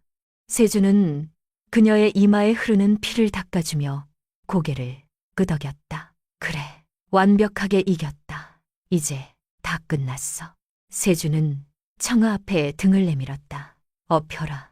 청아가 당황하며 손을 저었다. 날이 어깨에 상처가. 잔말 말고 엎혀라. 세준이 고집스럽게 자세를 낮추었다. 청아는 피식 웃으며 그의 등에 천천히 올라탔다. 세준의 등은 따뜻하고 단단했다. 그는 천천히, 그러나 확실한 걸음으로 창고 밖으로 걸어나갔다. 비가 그치고 달빛이 내리고 있었다. 아까 나를 구하려 하셨을 때 진짜 멋있으셨습니다. 청아가 세준의 귀가에 속삭였다. 나야말로 네가 아니었으면 이미 죽었을 것이야. 세준은 진심을 담아 대답했다. 그 후의 일은 빠르게 흘렀다. 상혁이 포박되고 장부가 펼쳐지면서 그동안 쌓인 것들이 한꺼번에 터졌다. 차명, 재산, 가문 횡령, 청랑 가문, 멸문에 얽힌 배우까지 낱낱이 드러났다. 상혁과 결탁했던 집안 어른들이 하나씩 자리를 잃었다. 배행수는 분연히 일어나 상혁의 재산을 묶었다. 향반들은 장남 세준의 손을 들어주었다. 임시 종회가 소집되었다. 세준은 가문의 종가 어른 자리에 섰다. 이번에는 두 발로. 어느 맑은 날 오후 세준은 홀로 관아 옥사를 찾아갔다. 나무 격자 너머 상혁은 초라했다. 한때 위풍당당하던 모습은 온데간데 없고 죄수복을 입은 늙고 병든 사내만이 앉아 있었다. 약 금단으로 손이 심하게 떨렸다. 왔구나. 승리한 자가 패배한 자를 조롱하러 왔느냐. 상혁이 갈라진 목소리로 말했다. 만내래. 세준은 차분하게 그를 바라보았다. 조롱하러 온 것이 아닙니다. 형님의 얼굴을 마지막으로 보고 싶었습니다. 그의 목소리에는 분노도 미움도 없었다. 씁쓸한 연민만이 담겨 있었다. 형님을 무너뜨린 것은 저도 청아도 아닙니다. 형님 자신의 욕심과 두려움이었습니다. 세준이 자리에서 일어나려 하자 상혁이 격자를 두드렸다. 세준아, 나 좀 꺼내줘. 여기는 지옥이야. 세준은 뒤를 돌아보지 않았다. 문이 닫히고 그 목소리는 차단되었다. 긴 복도를 걸어 나오며 세준은 마음속의 묵은 짐을 내려놓았다. 이제 남은 일이 하나 있었다. 그날 저녁 세주는 청아를 불러 작은 상자 하나를 건넸다. 청아가 상자를 열었다. 그 안에는 반쪽짜리 옥패의 나머지 부분이 들어있었다. 이것은 우리 가문의 그녀의 눈이 커졌다. 상혁의 깊숙한 곳에 있었다. 10년 전 네 가문을 친 자들이 상혁에게 바친 것이다. 그들은 그 옥패에 새겨진 의서 비결을 탐냈던 것이고 청아는 떨리는 손으로 자신이 늘 품고 다니던 반쪽을 꺼냈다. 두 조각을 맞추었다. 딸깍. 두 개의 옥패가 하나의 완전한 원형을 이루었다. 청아의 눈에서 눈물이 흘렀다. 그것은 슬픔이 아니었다. 오랜 세월 눌려있던 한이 풀리는 소리였다. 세주는 말없이 그녀의 손을 잡았다. 약속했지 않았느냐. 네가 잃어버린 것 내가 다 찾아주겠다고.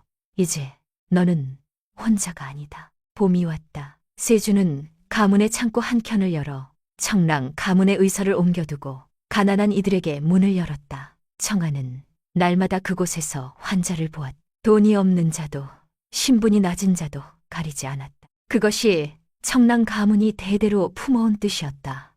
어느 날 저녁 세주는 청아에게 다가와 작은 상자 하나를 더 건넸다. 그 안에는 두 사람의 탄생석이 박힌 소박하지만 의미 있는 옷가락지가 들어있었다. 정식으로 혼례를 올리고 싶다. 계약이 아닌 진짜로. 이서연 씨, 평생 내 곁에 있어주겠느냐. 나도 당신 곁을 평생 지키겠으니. 청아는 잠시 그를 바라보다 웃었다. 환자분 상태가 좋아서 평생 돌봐드려야겠습니다. 반품은 안 되는 것 아시지요? 세준도 웃었다. 둘은 손을 맞잡고 저녁 하늘 아래 나란히 섰다. 첫날 밤 문을 열고 들어온 여자가 있었다. 아무도 기대하지 않았고 아무도 주목하지 않았던 여자. 그러나 그 여자는 가죽 주머니 안에 사람을 살리는 침을 품고 있었고 침보다 더 날카로운 눈을 가지고 있었다. 버려진 자와 잃어버린 자, 두 사람이 등을 맞대어 세운 것은 가문의 이름도 재물도 아니었다. 죽어가던 사람을 다시 일으키는 인술, 그리고 서로가 서로에게 처방이 되는 사랑이었다. 하늘 아래 그런 일이 있었다 하니 참으로 기이하고도 아름다운 이야기가 아닌가.